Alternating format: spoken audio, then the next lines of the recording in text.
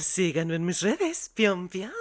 Eso, hoy me comentan si quieren un bajativo chat, dependiendo de cómo esté el rato. Pero aquí venimos con otro videito de Davidchenko. Ya saben, aquí yo encantada de poder darles su momento de diversión y paleocosas. Aunque por esta vez ya no se trata de dinosaurios, sino de algo un poco más...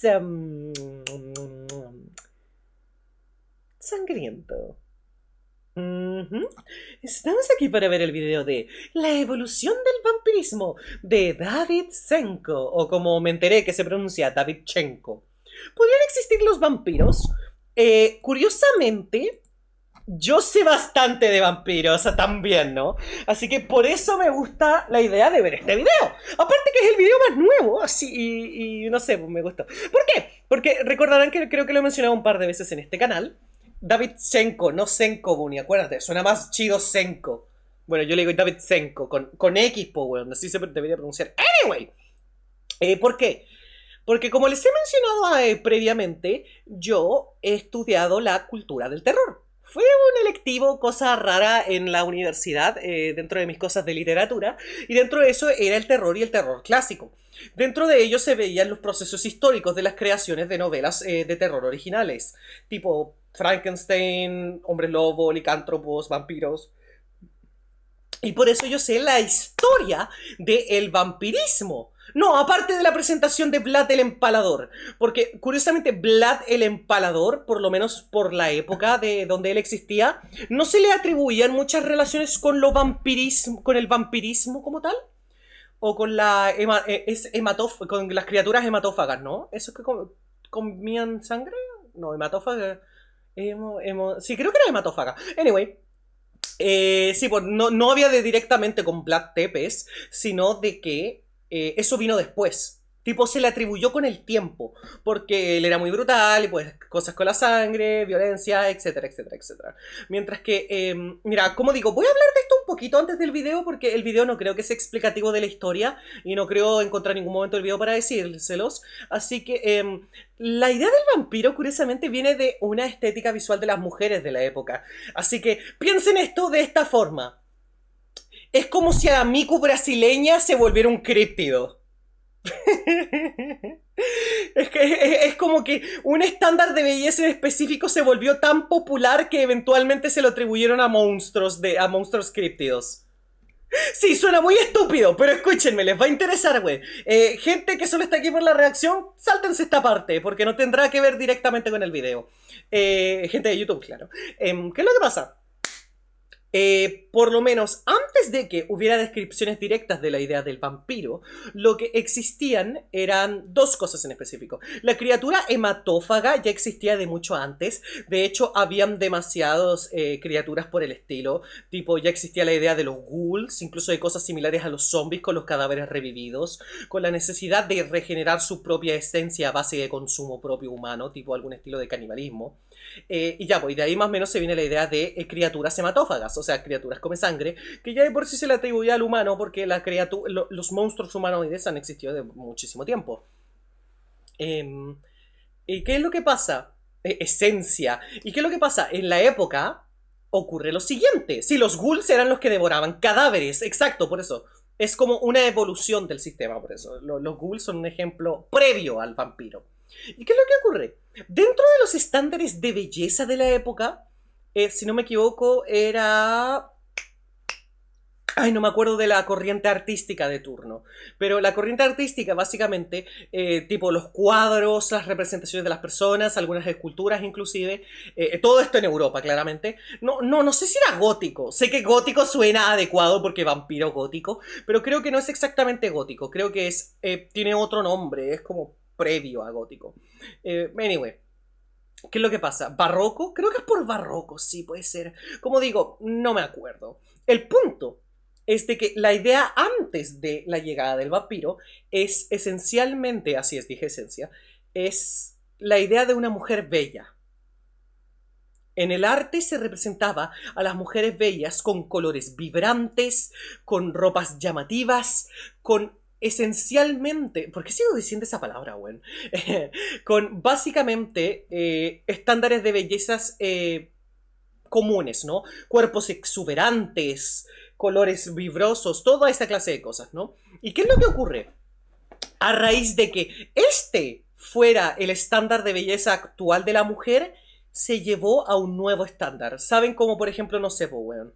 Tipo de... ¿Se han dado cuenta que últimamente a la gente le gustan más las mujeres gorditas? O por lo menos la gente es más abierta a decirlo.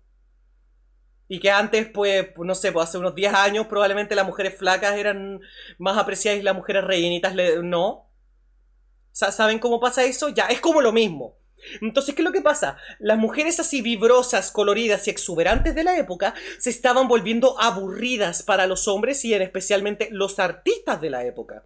Entonces, ¿qué es lo que pasa? Se empezó a crear el concepto de la dama vampiresa y ahí es cuando llega la idea de una mujer enferma, pálida, flaca, no exuberante, pero con un aire de misticismo casi que espiritual. Tipo, todo se relaciona en lugar de con la vida y el color, se relaciona con la palidez y la muerte. Y de ahí viene la idea de las mujeres pálidas, blancas y de cierta forma enfermizas. No en el sentido de enfermizo, sí, como por la época victoriana puede ser. No enfermiza en el sentido de que como Nurgle de enfermo, sino de que, sí, como Lady Dimitrescu. Sí, como Lady Dimitrescu, exacto. De hecho, por eso me gusta tanto el diseño de Lady Dimitrescu. Es una perfecta encarnación de este tipo de mujeres, excepto que ella es mucho más exuberante y más rellenita. Pero bueno, aparte de eso, también viene la idea de los colores en el cabello, porque en la época antes lo que había mucho era rubio o castaño o color de pelo negro, ¿saben? Pero ¿qué es lo que trataban de emular con este estilo de movimiento artístico? Lo extraño. Entonces, mientras las mujeres en estos tipos de estilos de artes hacían un llamado a la muerte, el hecho de darles cabello rojo vibrante hacía de que hiciera un contraste aún más grande con el resto de la obra y al mismo tiempo fue una representación de la sangre, porque asimismo las mujeres eran cadáveres en vida y su cabello representaba la sangre. Entonces, eso combinado con todo lo que venía de la evolución de los monstruos, tipo, recuerdan que le dije criaturas hematófagas, ghouls, zombies, etcétera. Es como un buen combo. ¿Por qué? Porque pues las mujeres y al mismo tiempo como se les ve con actitudes diferentes, tipo, estas mujeres eran representadas en lugar de alegre, bonita, dulce, amorosa, era representada como una perra. Era representada como una perra, weón. Entonces no era la tipa de te quiero mucho, era la tipa de ven aquí, corazón. Acércate, yo no muerdo. Mucho. ¿Entienden? Y eso fue lo que, como el arte representaba eso, llevó a las mujeres de verdad a llevar ese estilo también. Por eso es que existe la idea de que las mujeres se espolvoreaban las caras blancas. ¿Saben cómo en Europa por un tiempo está el meme de que los europeos tenían como... se echaban un chingo de polvo para ser blancos? Pero así blancos, blancos, tipo... color cascarón de huevo. De aquí viene. De aquí viene esto, po, weón. Porque era para tratar de emular este estilo de belleza que tenían estas mujeres espectrales en el arte. Y pues bueno, pues ahí es cuando llegamos al punto del combo, ¿no? De mientras en el terror se está representando esto, la idea de una mujer peligrosa que representa la muerte en el arte y... ¡combo! De ahí salió la idea de la súcubo. De ahí salió la perfecta idea de la súcubo. Así es, los vampiros vienen de las súcubos. Porque primero estuvieron las súcubos, que eran estas mujeres seductoras, amenazantes, que estaban ahí para absorber la vida del hombre. Y a raíz de eso se llevó la idea de que la súcubo tuviera un gender bender básicamente y pasara al hombre. Pero el hombre, en lugar de ser el seductor de mujeres, o bueno, seguía haciéndolo, pero que su propósito fuera ese, se le atribuían puestos de poder, porque claro, pues las mujeres rara vez tenían puestos de poder en la época. O por lo menos era mucho más raro que los hombres. Entonces pasó el cambio de mando de el mismo concepto de esta mujer seductora que atraía gente para poder devorarla a un hombre que cuando tiene el poder y la habilidad de poder controlar todo esto a su alrededor, pues esencialmente se le da como la idea de un marqués que subyuga a sus súbditos para consumo. Y ahí nació el vampiro. Y por eso es que se le atribuye también a Vlad Tepes o Vlad el Empalador, porque él era un soberano, teniendo a sus súbditos bajo un yugo de miedo, terror, y por las condiciones de ser, entre comillas, consumido por su propio reino. Y que al mismo tiempo hacían actos monstruosos con el enemigo, porque estaban bajo su propio yugo, porque estaban bajo el yugo de la persona líder de turno, ¿no? Aparte que también era todo esto es más reconocido como de las mismas zonas, ¿no? De tipo, no sé si de Transilvania específicamente, pero por ahí. Piénselo por ahí. Por eso también es que en Transilvania, por eso también viene. Y claro, y después se hizo famosa la obra de Bram Stoker, que tomó todos estos conceptos y los utilizó para una narrativa que se volvió pues más conocida. Valaquia. O sea, por este ambiente, güey. Por este ambiente. Los Strigoi, ¿en qué papel entran? Déjame ver, espérate. Porque recuerdo los Strigoi, pero recuerdo que los Strigoi... que se dice ser brujo muerto vampiro. Sí, porque los Strigoi eran esencialmente... A ver, ¿recuerdan que les dije de estas criaturas ghouls que estaban antes de la creación del vampiro? De ahí vienen los Strigoi. Porque los Strigoi son esencialmente zombies vampiros. ¿Entienden? Entonces, en lugar de ser una persona con estos poderes de ultratumba, son un cadáver hematófago. Entonces el Strigoi es como eso, es como la idea de el arte en la mujer, pasándolo al hombre y tomando al Strigoi, todo eso lo echas en un caldito y te sale el vampiro común. Sí, son los pre-vampiros, por decir así. Por lo menos eso es lo que aprendí en esta clase y recuerdo relativamente bien. Siento que puedo equivocarme, probablemente el chat me corrige en el chat de YouTube si me equivoco. Como digo, nada de esto lo investigué, simplemente lo acabo de comentar de manera improvisada en un stream. Son completamente capaces y pueden corregirme en cualquier punto de lo que acabo de comentar. A mí me fascinaría. Los Strigoi son brujos zombies, no necesariamente brujos. Efectivamente son hematófagos, pero a veces son brujas, a veces son zombies, varía de la interpretación. Aunque si lo dices a los ciudadanos de hoy que Vlad Tepes era un vampiro, lo toman como un insulto a uno de sus héroes nacionales. Es que mira, pues, como yo tuve que hacer una presentación de Vlad Tepes, la presentación era de defender a un monstruo histórico. Tipo, gente defendió a Hitler, gente defendió a Pinochet, gente defendió a Ted Bundy. Y ya, pues yo elegí a Vlad Tepes porque se me hacía chingón. Se me hizo muy fácil y tuve una de las calificaciones más altas de la clase porque literalmente lo llamé un pacifista. Un pacifista sangriento. Ese era el nombre de mi presentación. ¿Y por qué un pacifista sangriento? Porque él dominaba las guerras a base del terror. Entonces evitaba masacres innecesarias. Tipo, efectivamente era brutal, sangriento y horripilante. Pero evitaba llegar a conflictos mayores.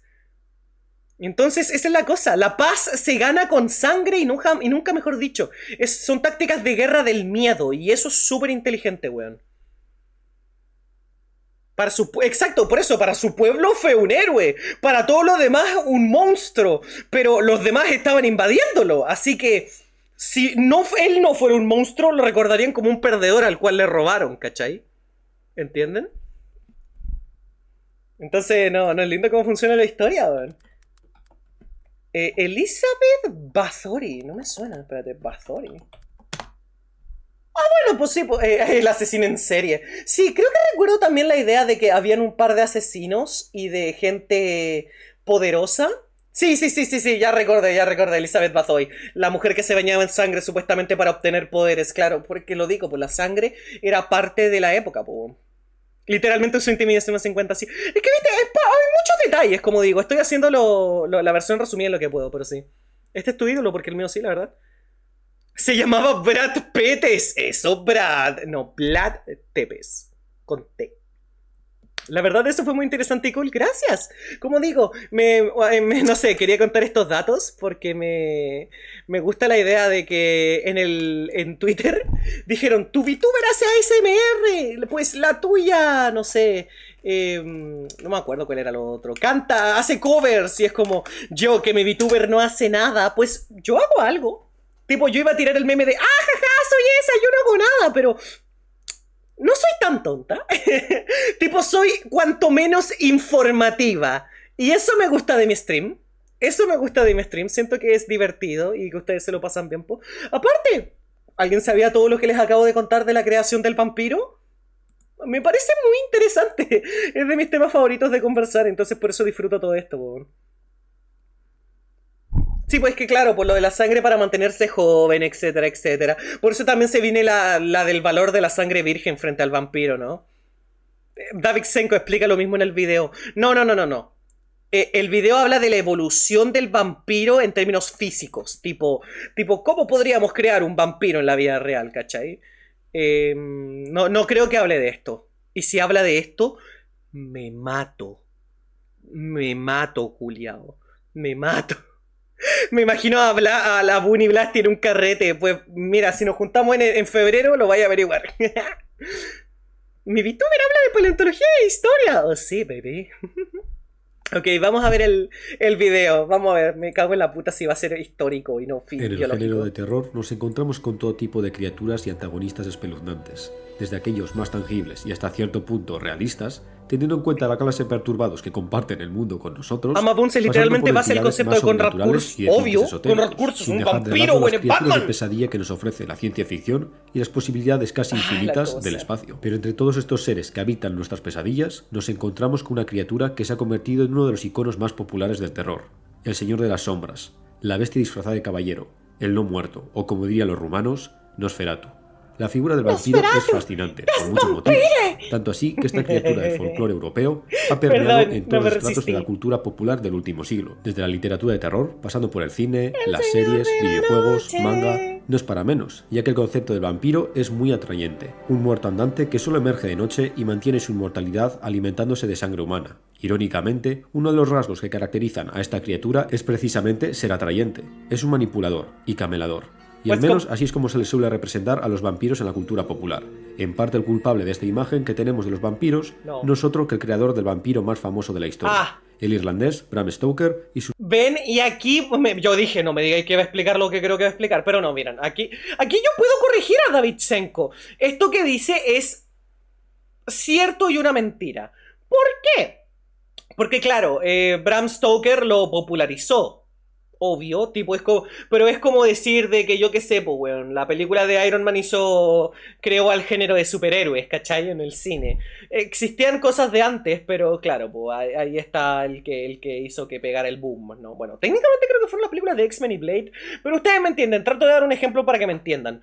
Sí, te salvaste esta de no, porque como dije en la explicación larga al principio del video, la idea de que el vampiro es atrayente viene de la idea de que fue creado a través de la necesidad de un estándar de belleza diferente en las mujeres de la época y de que eso se le fue atribuido también al hombre para crear este hombre atrayente de alta alcurnia, ¿entienden? Sí, este fue el que lo hizo viral, pero no es la idea, tipo... El concepto viene de todo lo que expliqué relativamente, pero bueno, sí, pues viene acá también. Su novela, porque hizo a su Drácula es el arquetipo atrayente, vampírico, ¿no? la mezcla entre monstruo Pero y es que es caballero, parte del criatura de la concepto. noche, pero civilizada. Pero los vampiros han tenido todo tipo de representaciones, del concepto. de las que se incluyen ejemplos más animalistas y viscerales. Pero la figura del vampiro no nace en la ficción literaria, sino que se trata de una figura muy temida del folclore europeo, un ser que es asociado con la enfermedad y la muerte. Ay, no. Hay casos registrados de histeria colectiva relacionada Ay, no. con la aparición de un vampiro en épocas tan recientes como el siglo XIX. Me van a bañar, Es Julián, me van especialmente a bañar, famoso Julián, me el van a caso del bañar, vampiro Julián. de Kisilova, a principios del siglo XVIII, en el que el propio ejército austríaco tuvo que tomar cartas en el asunto para investigar una serie de muertes y sucesos extraños en la ciudad. En los informes oficiales aparece por primera vez la palabra vampiro. Del mismo modo, en varios lugares de Europa, desde Polonia hasta Grecia, pasando por Italia y Hungría... Espérate, de paso, dato curioso, esta imagen que ven aquí, no es la imagen completa, pero sí, es un póster oficial de la película Nosferatu. Tipo, ¿saben de dónde está el meme del Bob Esponja con las luces? Ya, este es un póster oficial. Del mismo modo, en varios lugares de Europa, desde Polonia hasta Grecia, pasando por Italia y Hungría, se han encontrado extraños enterramientos que tenían como objetivo evitar que el muerto regresase a la vida, clavando su cuerpo con clavos al suelo, encadenando los ataúdes, decapitando el cadáver o colocando un ladrillo en la boca del difunto. A ver, 50-50. Como digo, esto no tenía que ver con el vampiro, pero venía con la superstición e idea colectiva de los ghouls, de los strigoi, del vampiro, del zombie. Bueno, no el zombie como tal, que bueno, ghoul, etcétera, etcétera. Pero ese es el punto. No es que viniera de que es como prueba de miren, vampiro, sino de la idea de la superstición de la época en monstruos varios. ¿Entienden? Tipo, la idea de el cadáver renaciendo era algo súper común. Era algo súper, súper común de la época. Pero no nos limitemos al viejo continente. La figura de El la criatura Revenant, de la sí. noche que se alimenta de sangre humana es un monstruo especialmente expandido en todos los folclores y mitologías a lo largo del mundo. Yo soy la europea, Desde by la the way. mitología china, pasando por la aborigen australiana, todas estas culturas tienen a su chupasangre particular. ¡El Hasta chupacabra! cierto punto, también se podría relacionar a la deidad azteca Huitzilopochtli con el vampirismo, ya que había que ofrecerle sangre de sacrificios humanos para calmarle, además de que muchas veces a esta deidad se la representaba como un colibrí. El colibrí A ver, es que el problema... A ver, y la representación de Huitzilopochtli como colibrí también es otra wea interesante, pero no voy a entrar en ese punto. Es que ese es el problema, no se trata de vampirismo, se trata de ser hematófago. Es que la sangre dentro de demasiadas culturas contiene muchas cosas. Tipo, se cree... aquí sí le voy fallando al David Senko porque sí, XD. No, pero ¿qué es lo que trato de decir, po, weón? De que la sangre pues tiene demasiado valor en muchas culturas y no creo que se le pueda atribuir al vampiro. Y el vampiro es muy moderno para muchas de estas interpretaciones que nos está mostrando el David Senko. ¿Por qué? Pues porque básicamente la sangre tiene mucho poder en muchísimas culturas. De hecho, en la gran parte del mundo se cree que donde está la sangre es parte del alma o que contiene la esencia de la persona en vida. Por eso, cuando se le va la sangre es que se muere, y si le das sangre cuando se está desangrando, pues vive. ¿Entiendes? Por eso creo que también las sanguijuelas eran utilizadas como medicina, porque supuestamente limpiaba la sangre y purificaba el alma, ¿cachai? Entonces es curioso, ¿sabes? Está ahí una rama basada de la sangre, o sea, una rama de magia basada en la sangre. Entonces, ¿viste? Es más profundo que eso, por eso yo no lo llamaría vampirismo, weón. Pero bueno, no sé, cosa mía. absorbe néctar y el dios de la guerra absorbe sangre. Así que, ¿podría realmente existir los vampiros? No me refiero a Vlad Tepes, el personaje histórico en el que está basado Drácula, y sus jueguecitos enfermos, sino si realmente ¿Qué? podría existir un animal que podríamos clasificar ¿Qué? como vampiro, ya sea en el pasado de la vida de la Tierra, o en el presente, o incluso en el futuro. Así que en el vídeo de hoy, acompañando a analizar fríamente el fenómeno del vampirismo, desde la perspectiva de la biología especulativa, la zoología y la medicina. Me van a bañar. Sí, pues decían que las tribus Masai tomaban la sangre de sus Aclaremos enemigos una porque les cosa de daba fuerza y antemano. vitalidad. De existir un vampiro es imposible que tuviera un aspecto humanoide. A pesar de todas las leyendas expandidas por todo el mundo, estas historias no tienen un origen prehistórico. No existió un homínido bebesangre. Cierto es que nuestro género animal, es decir, el género Homo, ha estado conformado por varios homínidos que pueden trazar sus orígenes hace casi 3 millones de años al continente africano. Desde Es que el problema con animales que comen sangre, tipo animales hematófagos, tomen un trago cada vez que digo hematófago en este stream. Hematófago. ¿Qué es lo que ocurre? Es muy mala fuente de nutrientes, weón. Es espantosamente mala fuente de nutrientes. Porque aparte también tiene muchísimo hierro y por eso hay animales especializados en consumirla, pero no son animales muy grandes, o por lo menos contienen otras cosas dentro de sus dietas. Los mosquitos, los murciélagos, las sanguijuelas. Todos son animales muy específicos y muy especializados. Entonces es complicado. Y aparte, todos esos animales no son meramente hematófagos. Los murciélagos a ver, porque hay algunos que beben sangre, tipo, hay literalmente murciélagos vampiros, pero en su mayoría también comen insectos o pájaros más pequeños, po. Y el mosquito, es que el mosquito es un insecto. Los insectos ya de por sí son muy raros y obtienen nutrientes de maneras muy extrañas. La gran mayoría de insectos tienen que crear bolos alimenticios para poder comer. Porque, por ejemplo, las hormigas, recuerden, las hormigas no comen los dulces o hojitas o cosas que llevan al nido. Lo llevan al nido para poder convertir eso en creo que hueá para las larvas. Y las larvas producen ahí ya un bolo alimenticio que las hormigas comen. Los insectos en general, pues algunos consumen néctar, como las mariposas, etcétera, etcétera, pues weón. Entonces, la garrapata es hematófago y es un parásito. Exacto, pues no tenemos animales complejos que sean hematófagos. La garrapata es literalmente casi que está fuera del consistente animal porque es un parásito. Es literalmente una bola con patas que solo tiene que caminar un poco, aferrarse a la weá que encuentre y chupar, weón, hasta que su host muera o se reproduzca. Sí, pues ni las lampreas, que las lampreas no es que estén chupando sangre todo el tiempo. Consumen un poco de la carne, consumen también de lo que se le queda en el animal, etcétera, etcétera, ¿no? Entonces varía.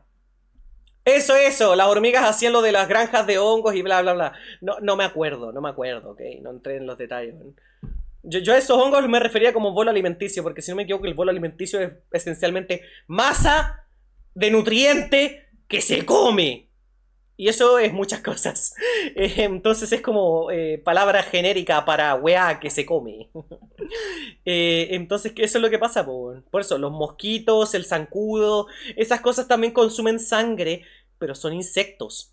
No son animales muy complejos. Y no requieren tanto nutriente, o por lo menos no de la misma forma que animales más complejos. Entonces, ¿por qué existen las prietas? ¡Claro que puedes comer sangre, pelotudo! El problema es que tu dieta se basa en solo comer sangre. Literalmente, claro, ahora existen las prietas, que para el que no sabe lo que no es chileno y no sabe lo que son las prietas, son chorizos, pero en lugar de carne es sangre coagulada lo que hay adentro. Curiosamente, son asquerosos, son deliciosas. Pero, o por ejemplo, la sopa de sangre europea o esta sopa de sangre griega, ¿no? Tipo, hay muchas comidas que están en base a sangre. Pero uno, no se comen en general porque tienen un sabor a hierro gigantesco y saben feo. Y dos, si comes pura de esa mierda, te vas a morir, culiao. Porque te va a dar una sobredosis de hierro muy fácilmente, weón. Sí, morcilla, eso. Chile es sopa de sangre de vaca, sí, po, sí hay, sí existe. Tipo, no sé, po, hay pasteles de jalea creada con la sangre del cerdo, por ejemplo. El ñachi, la sopa espartana negra, sí, de esa estoy hablando. Claro, en Chile es prieta, fuera de Chile es morcilla. No sé si son lo mismo, solo se parecen, pero efectivamente, ¿no? La moronga, sí, la moronga. Entonces, viste, no puedes comer únicamente eso. Te va a dar algo, weón. Te vas a morir, culiao. O sea, piensa esto.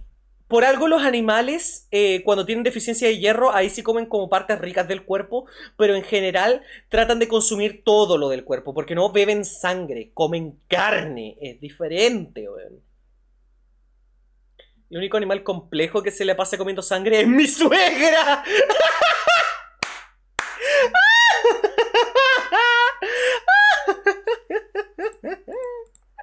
Nuestra cuna de África Oriental, los homínidos nos diversificamos en diferentes especies. A pesar de que tenemos constancia de la existencia de hasta 8 especies de homínidos, es muy probable que el número de especies fuese mucho mayor. Y muchas de estas especies, evoluidas por el paso del tiempo, todavía son desconocidas para la ciencia. Pero de entre todos nuestros parientes no tenemos rastro alguno de un homínido carnívoro. Nuestro grupo estaba predominantemente conformado por omnívoros generalistas. Incluso aquellas teorías que apuntaban que los neandertales eran solo se recomienda a quien padece anemia, pero... Los últimos hallazgos confirman que los neandertales generalmente tenían una dieta variada y que una gran parte de su alimentación estaba basada en material vegetal. Es decir, serían omnívoros, oportunistas, al igual que nosotros. Dentro de todo el orden de primates, los únicos que pueden considerarse como carnívoros son los tarseros, pequeños primates insectívoros de Indonesia. Sí, pues, y comen insectos, pero entonces, weón, o sea... ¿cómo se explica la figura del vampiro tan expandida por todo el globo? Bueno, no es una casualidad la aparición de un monstruo inmortal que bebe sangre de sus víctimas en muchas culturas separadas a lo largo y ancho del mundo, ya que para muchas culturas antiguas la sangre era la esencia del ser, la moneda de la vida. Si una criatura absorbía tu sangre, te estaba robando la vida. Es lo que para comenté sí misma. hace un ratito. Es decir, estaba sumando tu vida a la suya. Es lo que Hasta comenté hace cierto punto te estaba ratito, robando lo de el la alma. sangre. Es decir, la figura de una criatura inmortal Ay, no, y la me de un van a ser bañar. chupasangre van de la mano. Pero dejemos de lado los aspectos más sobrenaturales y centrémonos en la ciencia. Primero que nada señalaré lo obvio. Los vampiros existen. Comparten el aquí y el ahora con nosotros. ¿El murciélago Solo que no vampiro? se trata de humanos, sino de un animal que irónicamente tiene un modo de vida muy similar a la criatura del folclore europeo. Es un ¿Sanguijuela? ser nocturno con afilados colmillos y que se adentra en las murciélago casas y vampiro. granjas en busca de una víctima para alimentarse de su sangre. A ver. Solo que este vampiro cabe en la palma de tu mano. No es otro que el murciélago vampiro. El murciélago Este grupo de vampiro. pequeños murciélagos nativos de Centro y Sudamérica son una anomalía. A ver, podría equivocarme, espérate. Voy a googlear esto porque... Porque si no me equivoco, sé que se llama murciélago vampiro, pero estoy muy segura de que es insectívoro. Y lo de vampiro... Mira, los vampiros no hematófagos reciben ese nombre porque tienen un gran parecido con los auténticos vampiros. Pero no se alimentan de sangre. Se pueden citar de especies como el vampiro espectro, el vampiro de nariz laseada. ¿Qué recibe este nombre por estructura? XD, po, weón. Pues sí, efectivamente, pues, los murciélagos vampiros, si no me equivoco, son insectívoros. Tipo, efectivamente consumen sangre, pero su dieta principalmente es insectívora. Si no me equivoco, déjenme chequear. Alimentación. Solo cazan cuando se diferencian de los insectívoros de los que se alimentan de... Ah, no, pues efectivamente hay un par de especies que efectivamente sí son puramente hematófagos. ¿Vieron? Por eso es bueno investigar antes de abrir el hocico. Yo lo sabía, tenía un hint de que podría estar equivocado, pero mira, pues aquí está. Murciélago de patas peludas, vampiro común, vampiro de alas blancas. Tú lograbas así imposible alimentar al vampiro de alas blancas con sangre de ganado. Bueno,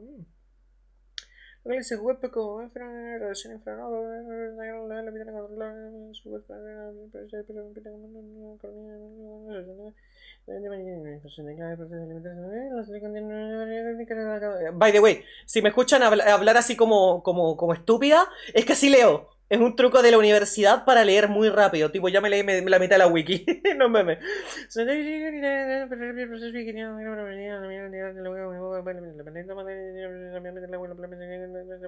Bueno, sí, efectivamente, es un animal que puede ser hematófago y que definitivamente es... ¿cómo se llama esto? Tiene para esos detalles, ¿no? Traigan el detergente. Es clarísimo, ¿no? Tipo, o sea, es que estoy leyendo en voz alta muy rápido. Presten un poco de atención en lo que digo. Déjenme ver si lo puedo poner un poco más de atención para que vean cómo la velocidad en la que leo.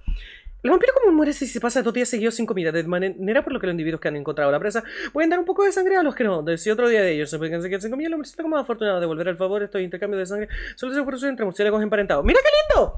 Justo leyendo un párrafo que no tenía nada que ver, resulta que los murciélagos vampiros se dan sangre entre sí si uno no alcanza a comer. ¡Qué bonito, güey! Y les devuelven el favor. ¡Qué cute, güey! Evolutiva dentro del mundo ¡Qué de los romántico, murciélagos. güey! La inmensa mayoría de murciélagos han evolucionado para alimentarse de una presa muy abundante, es decir, los insectos. En los trópicos, muchas especies de murciélago son frutívoras, comedores de fruta, debido a la abundancia de este alimento en entornos Beso de la vida. selváticos. Qué Pero bonito. extrañamente los vampiros son exclusivamente hematófagos, es decir, se alimentan solo de sangre.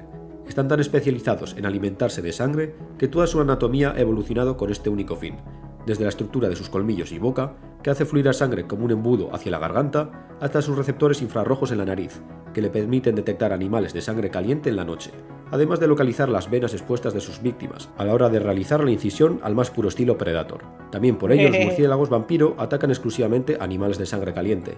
Un aspecto Sí, bastante es cierto. siniestro de los vampiros es que se ha demostrado que su oído ha evolucionado para captar la respiración profunda y regular de un animal dormido. Además que ¿Cómo que seguramente no volví a pueden predecir incluso el escuchar video? los latidos Acabo de reducidos investigar del al corazón de respecto, los chat. animales al dormir.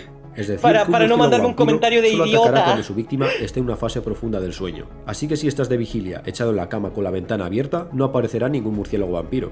Pero una vez te rindes al sueño, comenzarán a aparecer estos pequeños subasangres. Chingón. Para asegurarse que la víctima no se despierta al realizar la incisión, la saliva de los vampiros contiene una enzima llamada draculina. Esta Draculina, sustancia qué tiene una bueno. doble acción. Por un lado, anula la propiedad de coagulación Sí, es de un la sangre, anticoagulante. evitando que la herida se ¿Cómo que cierre. predije Y por otro que- lado, actúa a modo de anestésico para que la víctima no note la presencia de este murciélago. Ahora bien, si dejamos de lado a este murciélago, existe otro vampiro hoy en día, y a decir verdad, ¿Sanguijuelas? se trata de un animal bastante más perturbador.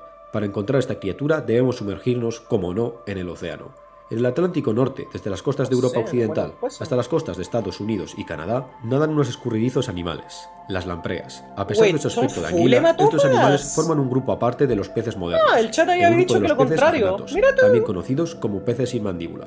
Este grupo es antiquísimo. Se remonta a la sabía que aparición eran de los primeros puramente vertebrados. hematófagos. Y podríamos decir que las lampreas Me apenas han mintieron, cambiado en chat, los me últimos mintieron. 500 millones de años. Son fósiles vivientes, equivocarme. unos vampiros prehistóricos. Porque sí, si esa boca cilíndrica que parece una ventosa llena de dientes no lo deja bastante claro, estos animales Chat, se alimentan todo de la es un sangre de agujero. cualquier ser que se cruce frente a ellos. Todo es un agujero, delfines, si son lo ballenas, bastante valientes, y por chat, supuesto ustedes hay casos pueden. de ataques de lampreas a humanos, aunque sean sucesos muy raros. En la región de los Grandes Lagos de Estados Unidos se han documentado varios incidentes relacionados con lampreas.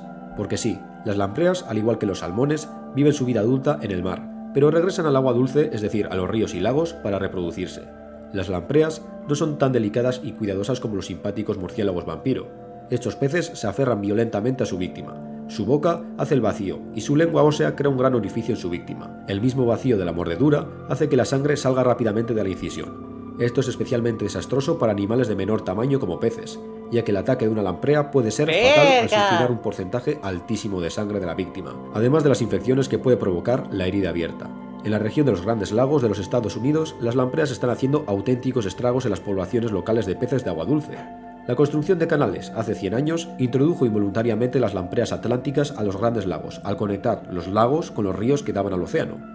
Los peces de la región de los Grandes Lagos no solo no estaban preparados para defenderse de las lampreas, sino que la región carece de predadores naturales que controlen al invasor. Vamos, un desastre ecológico en toda regla. A pesar de que en los últimos años se han conseguido expulsar a la mayoría de lampreas de los Grandes Lagos, gracias a un nuevo lampricida, las poblaciones endémicas de peces tardarán décadas en recuperarse del duro golpe causado por estos vampiros acuáticos. Estupideces. Vale, ya sabemos que tenemos unos pequeños animales que siguen un modo de vida similar al de los vampiros del folclore. ¿Pero ha existido o podría existir en un futuro un animal de gran tamaño que se pueda catalogar como un vampiro? ¿Podríamos replicar esta conducta en un animal más grande? Antes de nada decir que alimentarse de sangre no es un modo de vida extremadamente eficiente, sobre todo si eres un animal grande, ya que la sangre no es precisamente el mejor alimento energéticamente hablando. En su mayoría es agua, con alguna proteína por aquí y alguna sal mineral por allá.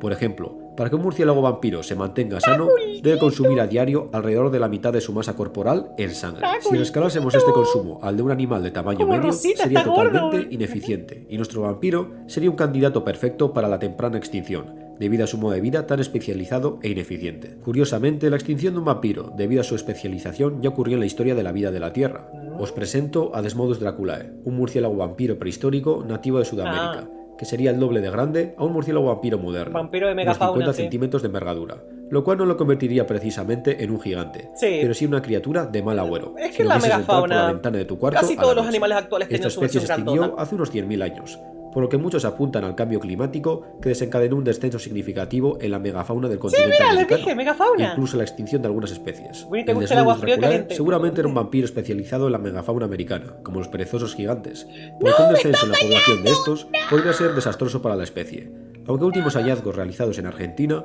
podrían indicar que este vampiro gigante sobrevivió hasta el siglo XIX. Hay aquellos que van más allá y que apuntan que es bastante probable que esta especie todavía sobreviva en lugares aislados del continente americano, como el sur de Argentina y Chile, o la espesura de la selva amazónica. Así que si vivís en alguno de estos lugares, mejor dormid con la ventana cerrada. Pero volvamos al asunto. De existir un animal de tamaño medio que llevase un modo de vida similar al de los vampiros, tendría que vivir en un ecosistema en el que abundan grandes animales.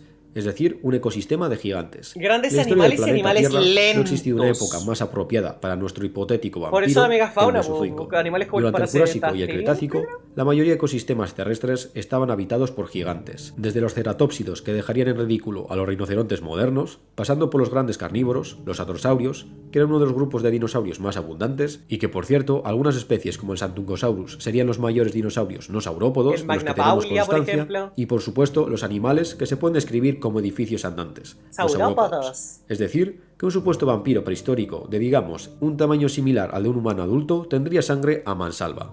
Podría tratarse de una especie de pterosaurio chupasangre, que por la noche se abalanzaba sobre los grandes herbívoros para atiborrarse de sangre, y luego salía pitando de allí con su estómago hinchado. Aunque de primeras no parezca muy buena idea para un pterosaurio aumentar tanto su masa corporal, ya que esto podría ser un problema a la hora de lanzar el vuelo, un pterosaurio vampiro podría tener una estrategia similar al de los murciélagos vampiros, que son capaces de procesar la sangre increíblemente rápido. Su estómago, intestino, absorben el agua de la sangre, es decir, alrededor del 70% de la sangre, para luego expulsar el agua sobrante y solo quedarse con los componentes nutritivos de la sangre, reduciendo el peso de su comida para facilitar el vuelo, es decir, serían deshidratadoras vivientes. Exacto. O no tendría por qué tratarse de un animal volador, quitándonos de en medio el problema del vuelo, sino que podría tratarse de un pequeño dromeosaurio que se acerca sigilosamente a un rebaño de grandes herbívoros por la noche y realiza una pequeña incisión en la pata de alguno de los gigantes, ya sea con sus garras curvas o con unos dientes especializados para luego beber la sangre como si se tratase de una fuente. Dicho esto, puede que estemos analizando el costoso estilo de vida de los vampiros desde una perspectiva errónea. Debemos de tener en cuenta que el banquete exagerado de sangre que llevan a cabo los murciélagos vampiro puede verse más que al valor nutritivo de la sangre al rápido metabolismo de los pequeños animales de sangre caliente. Eso, metabolismo, Ser de esa era sangre la palabra caliente que tiene sus buscaba. ventajas, como que no tienes que perder el tiempo tomando el sol para estar activo en climas templados. Aunque bueno, conozco unos cuantos animales de sangre caliente que pierden el tiempo tomando el sol. Aún así, ser de sangre caliente es muy costoso energéticamente hablando, por lo que también tiene sus desventajas, la desventaja de tener que comer muchas veces si nos comparamos con nuestros primos de sangre fría.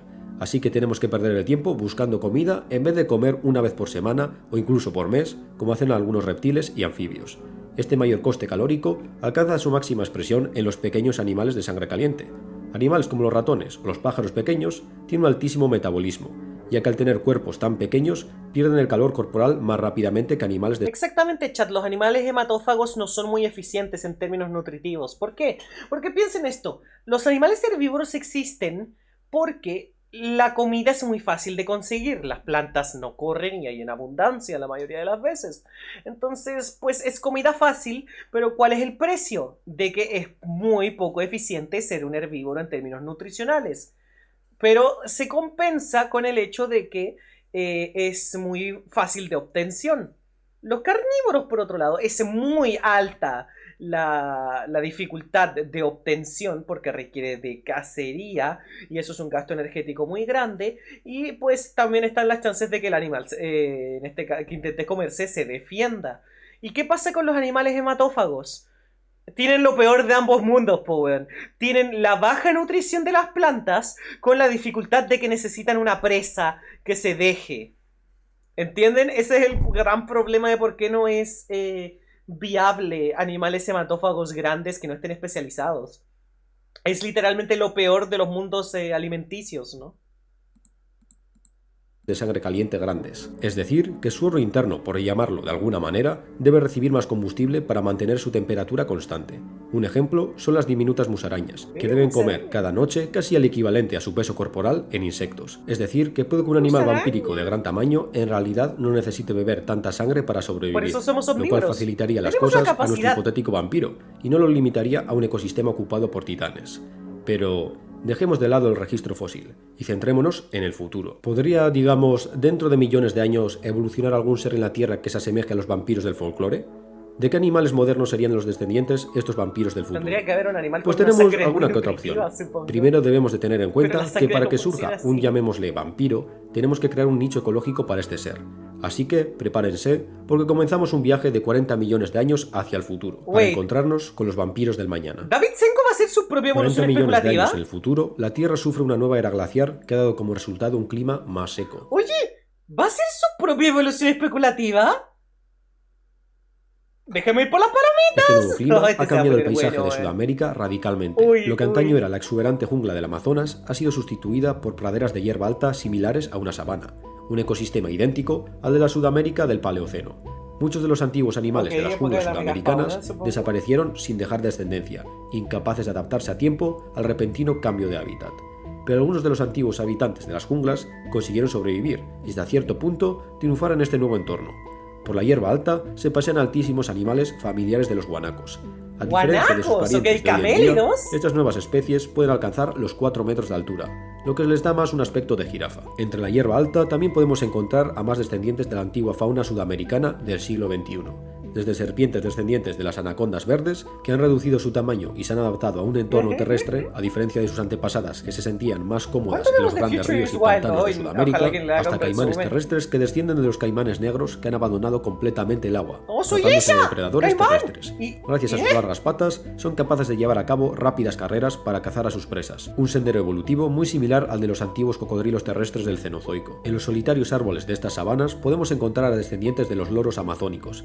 Su aspecto no ha cambiado demasiado, pero al desaparecer las espesas Me junglas, gustaría de estos que esto neoloros fuera han abandonado la interpretado dieta con frutívola de sus arte. antepasados y se han convertido en omnívoros. Tipo, no Estas sé, David inteligentes Senko tiene aves unos videos tienen con un curioso millones de views. comportamiento. Págale En la un estación artista, seca, cada güey, vez pero que se como el desencadena padre. un fuego debido a un Está rayo en este mar de chingoncísimo, hierba ¿eh? alta, estos loros han aprendido a controlar las llamas cogiendo ramas encendidas y transportándolas alrededor del fuego para expandir el incendio. De este modo, estas aves se pueden hacer con los pequeños animales que huyen de las llamas.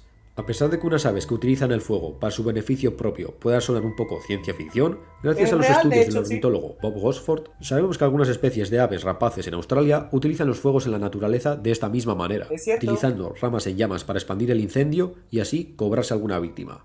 Pero todos estos seres son los habitantes diurnos de la sabana. Cuando cae la noche, el espectáculo cambia completamente. Vamos a ver. Los grandes mamíferos de este nuevo mundo saben que siempre es probable que mientras dormitan en grupo sufran la visita de un siniestro ser. Entre la hierba alta El depredador nocturno más siniestro del futuro no es otro que un animal de tamaño medio que corre velozmente por estas sabanas del mañana. El Desmodontidae imperator es un animal de unos 2 metros de longitud y 80 kilos de ¿Qué es peso. esa weá? Descendiente de los murciélagos vampiro, este murciélago del futuro ha abandonado la característica habilidad de volar de sus antepasados. ¡Diablos! Y ha optado por una estrategia más conservadora energéticamente hablando, correr a 4 patas y abalanzarse sobre los A grandes ver, mamíferos de este nuevo ecosistema. relativamente. A pesar de que todavía conserva los afilados colmillos de sus antepasados, estos no son más que elementos vestigiales. La clave de su alimentación radica en un gran diente El triangular en la chupamafabla. parte inferior de su mandíbula. Se La llama afilada punta del princesa. diente realiza una gran incisión que hace que la sangre brote. Este diente está recubierto de una sustancia hidrofóbica, lo que repele los líquidos como la sangre, con la excepción de unos surcos que redirigen la sangre a la parte central del diente. Al tratarse de un animal mucho más grande que sus antepasados, también es propietario de un Es metabolismo obvio que es mucho falso, más lento, como que por falso. lo que no tiene que atiborrarse de sangre Obvio como que sus es falso, antepasados. bo, weón. Aún así, debido al escaso valor nutricional de la Mi sangre, compa. este animal pasa ¿No la te mayor presta parte del día atención? dormitando en cuevas o oculto en la hojarasca de grandes árboles, para luego activarse en la hora crepuscular. ¿Cómo va a ser real?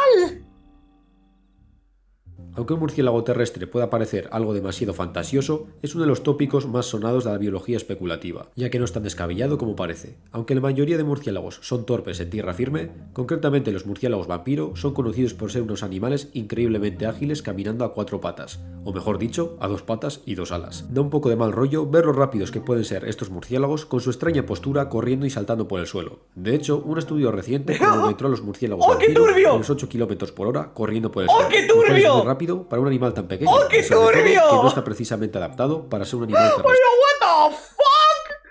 Hey, yo, what the Ver lo rápidos fuck? que pueden ser estos murciélagos con su extraña postura corriendo y saltando por el suelo. De hecho, un estudio Viejo, es reciente con cronometró razón a los el murciélagos vampiro el y los depredador 8 de kilómetros Primeval por hora camina así, corriendo por el weón. suelo, lo cual es muy rápido para un animal tan pequeño y sobre todo que no Yo está cuando me precisamente estoy por adaptado cagar. para ser un animal terrestre. Bueno, pues esta ha sido mi exploración sobre el vampirismo en la naturaleza y mi aproximación sobre cómo podría evolucionar un vampiro en el futuro. Perdón por el paleoarte más amateur del mundo. Como adivinaréis, a mí tampoco me admitieron en la escuela de arte. No, no, no. Y eso ha No. sido todo. No me enrollo más, que si no puedo... A ver, sé que dije lo de que debería contratarse un artista, pero si lo dibujó él, está bien, weón. Está bien, weón. No necesitas ser un gran... ¿cómo era? No necesitas hacer pues, no sé qué para ser un gran artista, weón. ¿Cómo era la wea, Chan? ¿Cómo era la wea? Se me olvidó. No necesitas ser un qué para ser un gran artista, se me olvidó. Se me olvidó la frase. Ser un experto para ser un gran artista, exacto. Y el paleoarte es algo que se empieza desde abajito, así que yo lo respeto, ¿eh? Yo lo respeto. De paso, aprovechando que este video ha sido muy mío, quiero escuchar una cosa muy mía. ¿Saben qué estaría chingón? ¿Cómo yo haría la evolución especulativa de un animal vampiro? Porque claro, pues las condiciones para que cuente como evolución especulativa, ¿saben qué sería? Obviamente tiene que ser un animal de tamaño considerable y obviamente tiene que ser hematófago. Porque estamos hablando de animales complejos, no como murciélagos, sino como el que vimos acá, un animal grandote. Yo no lo pienso como un depredador. ¿Saben cómo lo pienso yo? Como un animal, en lugar de tener una relación parasitaria con un animal, tiene una relación... ¿cuál es la palabra que busco? No es parasitaria, no, es... ¡Ay! Tiene un nombre, espérate. Simbiótica, sí, creo que es simbiótica la palabra. Déjame ver la palabra. Sí, una relación simbiótica con un animal. Imagínate lo mismo que acaba de hacer David Senko, tipo imaginando una fauna de turno, tipo... Ya, supongamos que esos son los mismos murciélagos vampiro, ¿no? Porque es como lo más similar que tenemos. Imagínate una relación donde hay una relación simbiótica o mutualista. Donde, ¿qué es lo que ocurre? ¿Saben cómo existe ese fenómeno? De que una araña, y no sé cuáles son las especies en específico, pero una araña y una rana viven juntos en la misma madriguera porque una lo defiende al otro de los depredadores y la otra le ayuda protegiendo su nido y sus huevos. Imaginen lo mismo. Imaginen una especie. Sigo diciendo, no sé si de murciélago, pero son animales que ya están adaptados para ser hematófagos, así que es muy fácil. Que tiene una relación simbiótica con un animal mamífero grandote. un herbívoro que en sí necesite alertas. Porque si es grandote, no necesita defensas. Pero lo que sí necesita es una buena percepción, porque hay animales extremadamente grandes con malos sentidos de la orientación. Ejemplo, los rinocerontes. Son animales muy grandes, con mala visión, con un oído relativamente mediocre y chocan absolutamente todo lo que se mueve. Entonces, ¿qué es lo que ocurre? Imagínate ese tipo de evolución simbiótica, donde un animal relativamente grande con malos sentidos no las necesita porque tiene este otro animal que es hematófago. Entonces, en teoría requiere poco. En teoría, digo, en teoría porque no consume carne, tipo, al otro animal no es como que le esté comiendo a trozos, pero consumen un nivel relativamente decente de sangre. Y como el animal es tan grande que tenga un buen metabolismo, la puede recuperar rápidamente sin necesidad de que sea constantemente drenado, ¿no? Entonces tienes como, por ejemplo, ¿cómo se llama esto? Tienes, por ejemplo, ahí ya al animal grandote que necesita un método de alerta de un animal más especializado, y por el otro lado, el animal especializado que necesita un recurso para vivir, pero no un recurso necesariamente grande. ¿Entienden? Entonces, sería como, sí, exacto, sería como los cocodrilos que tienen el pájaro. Ah, para cuidar los huevos. No, no, no, yo pensaba que hablaban del que los limpia de parásitos, pero sería un ejemplo de eso, del pájaro que limpia el rinoceronte acicalándolo de los parásitos, pero en lugar de limpiarle los parásitos, es un tipo de alerta. ¿Saben? Eso se me haría muy curioso en términos ¿cómo se llama esto?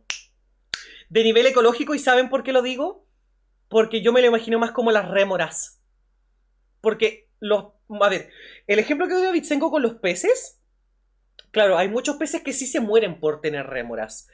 Pero si no me equivoco, creo que era un tipo de tiburón que las rémoras sí las dejan y ahí se quedan, ¿cachai? Tipo, viven con las rémoras a propósito. No, no creo que eran tiburones, creo que estoy confundiendo los tiburones con los pececitos estos que tienen a los lados. Sino había un tipo de animal que podía sobrevivir con las rémoras. Entonces, me imagino ese mismo tipo de sistema, pero en lugar de ser parasitario es mutualista. Entonces, el otro animal se deja y el otro animal obtiene.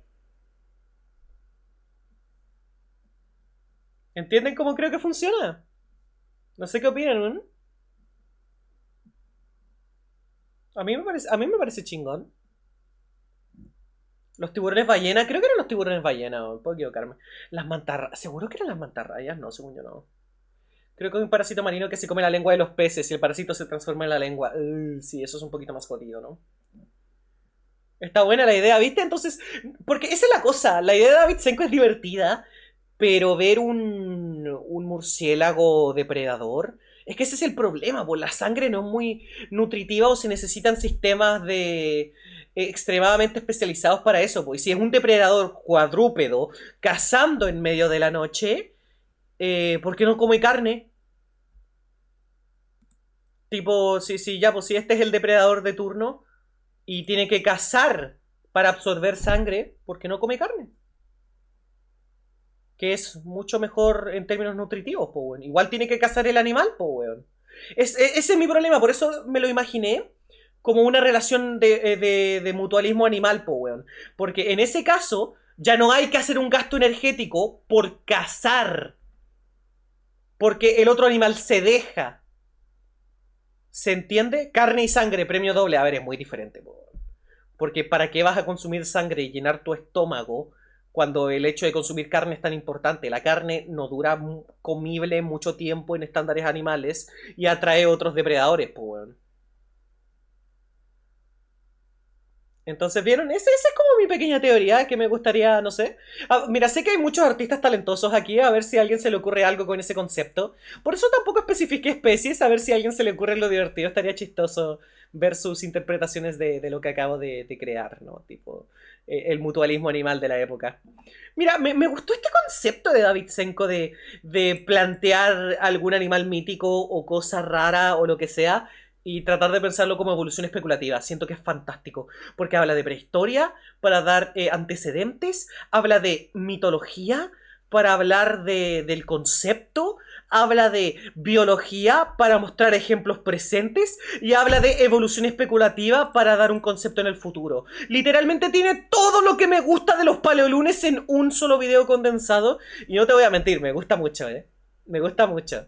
A ver, aprovechando que vamos a empezar a subir videos en el canal principal, a ver si no sé, a veces se me ocurre algo. Me gusta el formato, obviamente no con el vampiro, pero ustedes saben cómo soy yo, La evolución especulativa me fascina, boludo, me fascina. Sí. Entonces, si puedo dibujarlo, adelante, a su placer, querido chat, todo suyo. Ahora, si me disculpan, déjenme ver si hay alguien a quien le pueda hacer reír ahora mismo. Porque ya es hora de decir adiós. Ah, viejo, me la pasé de la bomba en este stream, me la pasé la bomba. O sea, me enojé un chingo con el de PETA, pero este video me divirtió muchísimo.